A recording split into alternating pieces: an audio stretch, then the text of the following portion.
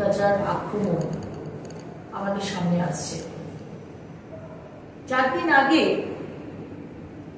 আজমাল সিদ্দিকী, তৃণমূলের মাইনরিটি সেলের সম্পাদক, তাকে ধরা হয়েছে, ইডি তাকে ধরেছে মহিলা পাচার কেসে। এবং আপনারা অবাক হবেন যে নারী পাচার চক্র আজমাল সিদ্দিকী চালাচ্ছিলেন, এই নিয়ে 2016 সালেও ওনাকে গ্রেফতার করা হয়েছিল। কিন্তু অদ্ভুতভাবে 2021-এ তৃণমূলের তাকে উচ্চ পদের দায়িত্ব দেওয়া হয়। আজকে আজমাল সিদ্দিকী এবং তার পুরো গ্যাং গ্রাম থেকে অ্যাডোলেসেন্ট নাবালিকা মেয়েদের নিয়ে আসা, চাকরি দেবার লোক দেখিয়ে তাদের সাথে প্রতারণা করে শহরে নিয়ে আসা এবং রেড লাইট এরিয়াতে তাদেরকে বিক্রি করে দেওয়া, অনেক সময় বিভিন্ন রাজ্যে তাদেরকে পাচার করে দেওয়া এবং বিভিন্ন দেশে পাচার করে দেওয়া।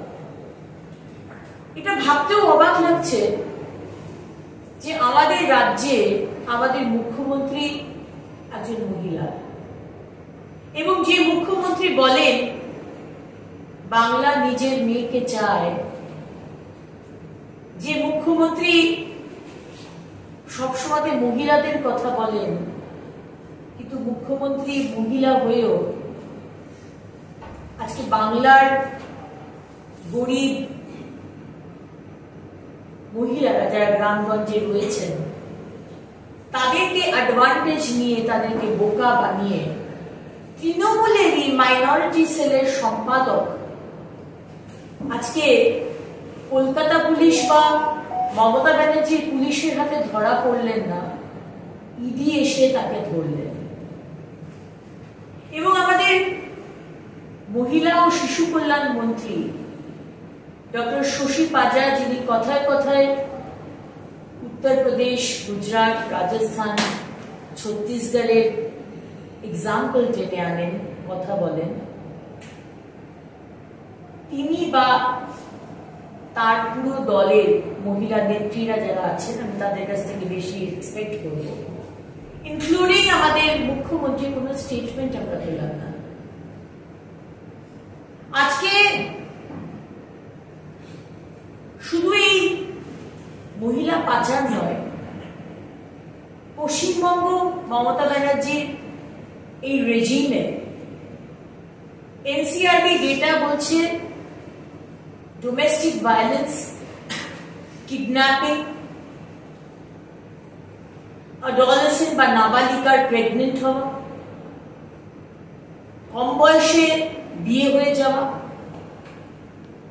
এই ধরনের বিভিন্ন মহিলাদের উপর অত্যাচার এবং আক্রমণ, এই ঘটনা বেড়েই চলেছে। মমতা ব্যানার্জি, আপনি বলেন মহিলাদের সশক্তিকরণের জন্য অনেক প্রকল্প আপনার সরকার এনেছে, কিন্তু সত্যি যদি প্রকল্প কাজে লাগতো, আজকে সবুজ সাথী সাইকেল বা আপনাদের যে আরো যুব বা রূপশ্রী, যুবশ্রী যে প্রকল্পগুলো আছে, তাহলে মেয়েরা পড়াশোনা করতো, স্কুলগুলো বন্ধ হয়ে যেত না, এবং কাজের খোঁজে তারা মানুষকে বিশ্বাস করে তাদেরকে এই যে পাচার করে দেওয়া হচ্ছে, এই ঘটনা ঘটতো না। শুধু আজমাল সিদ্দিকীর এই মহিলা পাচার ঘটনা নয়, আমরা বারবার দেখতে পাচ্ছি যে বয়সটা এখানে ম্যাটার করছে না। একটা ছোট্ট 4 বছরের ছোট্ট মেয়ে, তারকেশ্বরে তাকে ধর্ষণ করে খুন করা হলো। তার আগে আমরা দেখলাম রামপুরহাটে একটা কেস নয়, প্রায় দুটো কেস, আদিবাসী মেয়ে যে মুখ্যমন্ত্রী আপনি সবসময় বলেন যে আমি আদিবাসীদের পাশে আছি, কিন্তু সেই ক্লাস 7-এ পড়া একটি ছোট্ট আদিবাসী মেয়ে, তাকে যৌন নির্যাতন করে কচুকাটা করা হলো। আমরা কদিন আগে দেখলাম দমদমের একটি ক্লাস 7-এ পড়া মেয়ে টিউশন যাচ্ছিল, তাকে গণধর্ষণ করা হলো। আমরা এর আগে কালিয়াগঞ্জ দেখেছি, যেখানে এই একই ধরনের 13-14 বছরের মেয়ে, তাকে নির্যাতন করা হয়েছে। আমরা দেখেছি, শুনেছি, শিউরে উঠেছি হাসতালি তার কথা শুনে। তাকে কিভাবে তৃণমূল নেতার ছেলের জন্মদিনে নিয়ে গিয়ে তাকে অত্যাচার করে খুন করে দেওয়া হয়েছিল। আমরা শুনেছি, আমরা শিউরে উঠেছি আরজি করেন আমাদের বোন ডাক্তার অভয়ার কেস শুনে।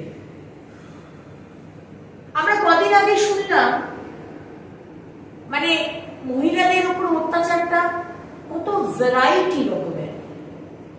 এক মহিলাদের পাচার করে দেওয়া হচ্ছে। মহিলারা এই রাজ্যে শরীর সর্বস্ব, আমাদের কোনো মন নেই, আমাদের চিন্তা করার শক্তি নেই, আমাদের কোনো ওপিনিয়ন নেই, আমরা শরীর সর্বস্ব।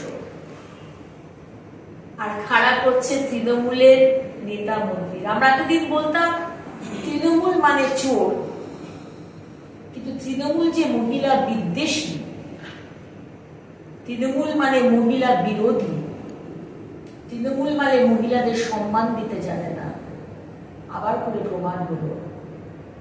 একদিকে কসবার নামী আইন কলেজের স্টুডেন্টকে তৃণমূলের যুবনেতা ধর্ষণ করে, আবার আরেকদিকে উড়িষ্যার মেডিকেল পড়তে আসা একটি স্টুডেন্টকে খাবার কিনতে যায়, তাকেও ধর্ষণ করা হয়। দুদিন আগে আমরা শুনছি জলপাইগুড়ির 153 বছরের পুরনো স্কুল সুনিতা বালা সদর উচ্চ বালিকা বিদ্যালয়, সেখানে দেখা যাচ্ছে হেড মিস্ট্রেস, তাকে কান ধরে উদ্বোস করাচ্ছেন তৃণমূলের নেতা। তৃণমূলের নেতার নাম সৈকত চট্টোপাধ্যায়, যিনি জলপাইগুড়ির পুরসভার চেয়ারম্যানও বটে। তাহলে মুখ্যমন্ত্রী মমতা বন্দ্যোপাধ্যায় 15 বছরের মহিলাদের ওপর কন্টিনিউয়াস অ্যাট্রসিটি, কন্টিনিউয়াস অত্যাচার, এবং তার কোনো চার্জশিট নেই, তার কোনো এফআইআর নেই, তার কোনো বিচার নেই, পুলিশ নিষ্ক্রিয়। মুখ্যমন্ত্রী মমতা বন্দ্যোপাধ্যায় বারবার আমাদের দোষ দেখেন। আমাদের ধর্ষণ হলে আমাদের চরিত্র খারাপ, আমাদের লাভ অ্যাফেয়ার ছিল, সাজানো ঘটনা, প্রেম ছিল, পেটে বাচ্চা ছিল, ক্লায়েন্ট আর কণিকার মধ্যে ওয়েট নিয়ে গন্ডগোল, আমাদের দোষ হয়ে যায়। কেন মমতা ব্যানার্জি আপনি যারা ধর্ষক, যারা অত্যাচার করছে, যারা এই ক্রিমিনাল, আপনি সবসময় তাদের পাশে দাঁড়ান কেন? আপনি সবসময় আমাদের দোষ দেখেন কেন?